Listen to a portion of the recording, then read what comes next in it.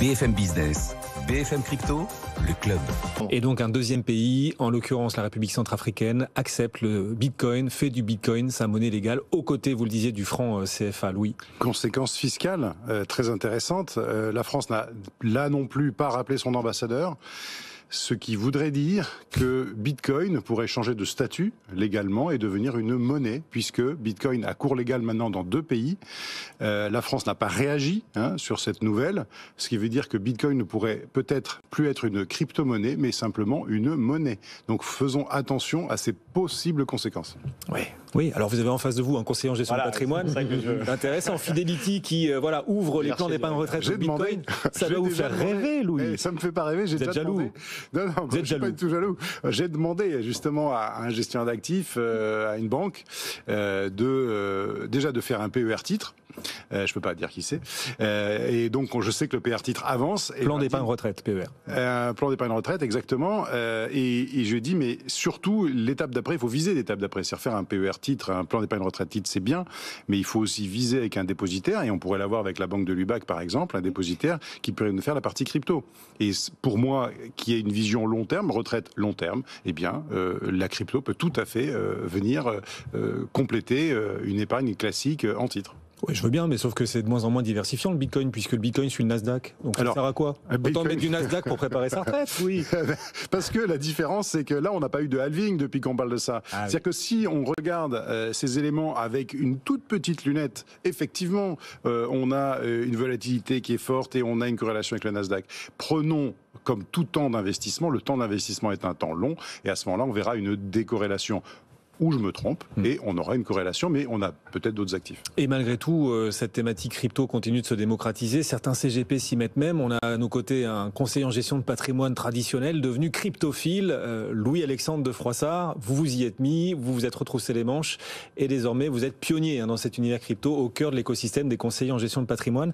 La clé sera quoi pour que les gens adoptent davantage les cryptos, même les professionnels, vos confrères, vos compères? L'idée n'est pas de les conseiller, on imagine qu'ils le prendraient très très mal, mais voilà, de leur apporter des idées pour aller s'intéresser à ces cryptos. Est-ce que la première solution, c'est pas tout simplement d'accepter de se dire, quel que soit son âge et son expérience, c'est un univers nouveau, et donc, quel que soit son âge et son expérience dans la gestion de patrimoine, il faut accepter de se former. Voilà, il faut accepter de se former. D'ailleurs, dans la gestion de patrimoine, tous ceux qui ont conscience de leurs limites se forment tous les ans, soit par obligation, soit par passion. Nous, on l'a toujours fait par passion, on a toujours choisi des formations payantes et d'un niveau exigeant pour pouvoir évoluer. Et c'est ce goût pour la formation et l'innovation qui nous amène à nous former. Et donc, je pense que ce soit mes confrères ou que ce soit toutes les personnes qui nous écoutent, avant d'investir ou en même temps que l'on investit, il est important de se former. Pourquoi je dis en même temps d'investir ? Parce que souvent, tant qu'on n'a pas investi, on ne voit pas l'utilité d'apprendre. Quand les gens disent « je vais apprendre et après je vais investir », je pense que c'est la mauvaise manière. Investissons même un petit peu et formons-nous pour pouvoir progresser dans les connaissances. Ça me semble la meilleure sécurité. Si on prend Bitcoin par exemple, qu'est-ce qu'il faut savoir à minima avant d'investir ou pour investir ? Je pense que déjà il faut comprendre ce que veut dire 21 millions. Voilà, c'est-à-dire que je comprends déjà que dans l'univers Bitcoin, j'ai 21 millions de jetons. Point final. Ça, c'est l'information importante. Et à mon plus grand étonnement, j'ai vu des gens qui avaient investi qui n'avaient même pas conscience de cela. Ensuite, il y a d'autres éléments qui rentrent en ligne de compte. On dit souvent que Bitcoin n'est assis sur rien. Eh bien, la première des choses à voir, c'est à comprendre ce sur quoi Bitcoin est assis.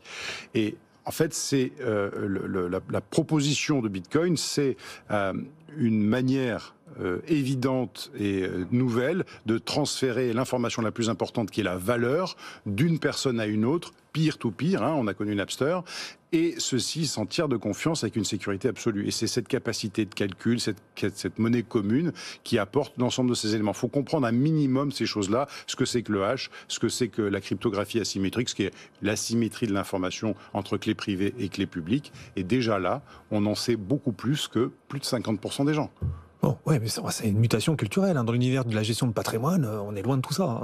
Bon, voilà, on les fréquente souvent sur BFM Business. Ils viennent sur ce plateau régulièrement, l'après-midi, le matin aussi aux côtés de Cédric dans BFM Patrimoine. Ils sont très très loin de ce vocabulaire. C'est un changement culturel là, auquel vous appelez. Mais oui, attention, il y a le ruissellement. Si les conseillers en gestion de patrimoine commencent à parler de crypto à leurs clients, on imagine que la démocratisation auprès d'une clientèle plus patrimoniale, qui a de l'argent en plus, la démocratisation ira plus loin. Donc ce sera une étape nécessaire à un moment ou à un autre. Alors, sauf si les gens vont directement sur des fonds.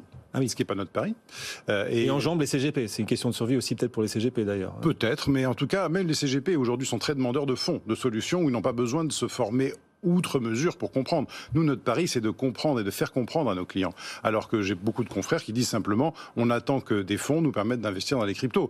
C'est un pari, c'est pas le nôtre. Mais en tout cas, ça peut être un pari compréhensible. Se former, c'est une façon aussi d'accroître la sécurité de son investissement en crypto? Tout à fait, tout à fait, tout à fait. Quand on voit des gens qui vont sur un jeton, enfin sur un token, sans avoir regardé ce qu'on appelle les tokenomics, c'est-à-dire la logique économique du jeton, comment c'est rémunéré. C'est-à-dire un jeton aujourd'hui qui rémunère 25 ou 30%, il faut savoir comment, par exemple, le rendement se fait. Il faut savoir sur quel protocole on va le retrouver, si ça a été audité, quelle est la gouvernance. Tout est possible puisqu'on a accès à toutes les informations. C'est en accès libre et c'est ça qui est extraordinaire. Comment on fait pour se former, du coup? Comment est-ce qu'on s'y prend? Alors, faut nous former à nous former, là. C'est très simple. Soit on va prendre des écoles qui existent et certaines commencent à émerger, Sigma ou Alira, moi, que j'ai fait Alira, par exemple.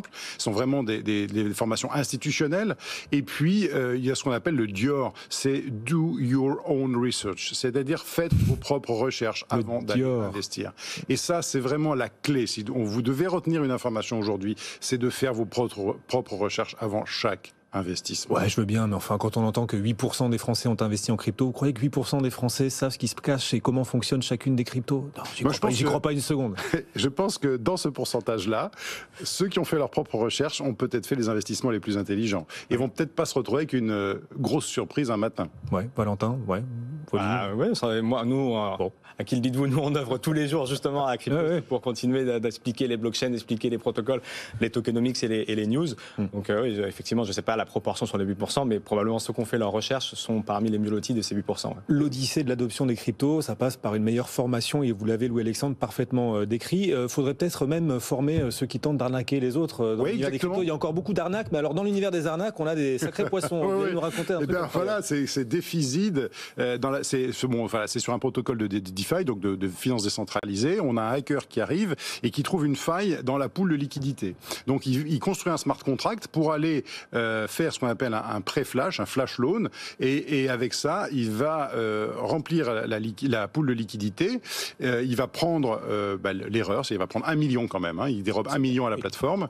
Et puis après, donc les fonds sont dans le smart contract et il fait juste une petite erreur de programmation. Il ferme son smart contract avant d'avoir retiré les fonds. Donc on a 1 million qui ont été volés, mais que personne ne peut aller récupérer. Voilà. Il aurait mieux fait de lire Cryptos, par exemple, ou de regarder d'autres chaînes YouTube, à commencer par BFM Crypto. Et les nombreux articles de Pauline en face de nous. Pauline Armandet, qui nous accompagne désormais. Merci à tous les trois de nous avoir accompagnés. Pauline Armandet, journaliste pour notre site BFM Crypto, et donc cette information sur Ledger qui, tente de prendre l'ascendant, ou en tout cas de se montrer plus actif encore pour peser sur la future réglementation européenne. Valentin Demey, journaliste pour Cryptost. Merci Valentin de nous avoir accompagnés une nouvelle fois. Louis-Alexandre de Froissart pour Montaigne Conseil et Patrimoine, associé de Montaigne Conseil et Patrimoine, un CGP cryptophile qui viendra régulièrement nous rendre visite sur BFM Business. Salut à tous les trois, bon retour.